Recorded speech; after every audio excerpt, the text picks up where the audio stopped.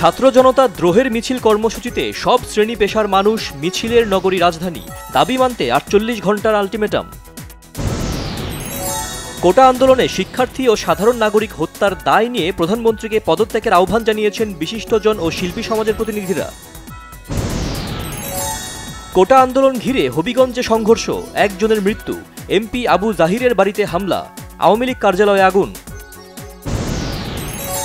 সারা দেশে দ্রোহ মিছিলে মানুষের ঢল, খুলনায় মিছিলে টিয়ার শেল ও গুলি, নরসিংদীতে শিক্ষার্থীদের উপর হামলা। নিরাপত্তার কথা বলে ডিবি হেফাজতে জোরপূর্বক আটকে রাখার অভিযোগ ৬ সমন্বয়কের, অনশনের খবর গোপন করা হয় মিডিয়ার কাছে। কোটা আন্দোলনকে কেন্দ্র করে নাশকতার মামলায় গ্রেফতার ৪২ এইচএসসি পরীক্ষার্থীকে জামিন দিয়েছে আদালত। আওয়ামী লীগ সাধারণ সম্পাদক ওবায়দুল কাদের বলেছেন, শিক্ষার্থীরা অশুভ রাজনীতির ঢাল হিসেবে ব্যবহৃত হবে না। সাংবাদিক হত্যা নির্যাতনে জড়িতদের ৪৮ ঘন্টার মধ্যে চিহ্নিত করে তাদের বিচারের দাবি জানিয়েছেন গণমাধ্যম কর্মীরা। শিক্ষার্থীদের আন্দোলনে গণহত্যা চালানো সরকারকে রুখতে জাতীয় ঐক্য গড়ে তোলার আহ্বান ইসলামী আন্দোলনের নেতাদের।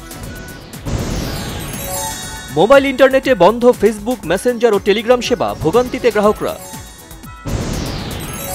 কাঁচা বাজারে বেশিরভাগ সবজির দামই কেজিতে কমেছে ১০ থেকে ২০ টাকা পর্যন্ত, মাছ ও মুরগির দরে স্বস্তি। নিত্যপণ্য পরিবহনে ট্রাক অনুযায়ী দাম বেঁধে দেওয়া হবে জানিয়েছেন বাণিজ্য প্রতিমন্ত্রী আহসানুল ইসলাম। রাজধানী সহ দেশের বিভিন্ন জায়গায় থেমে থেমে বৃষ্টি, মৌসুমি বায়ুর প্রভাব বলছে আবহাওয়া অফিস। টানা বৃষ্টিতে ফের বন্যা খাগড়াছড়িতে, পানিবন্দী হাজারো পরিবার, বান্দরবানে পাহাড় ধসের শঙ্কায় মাইকিং।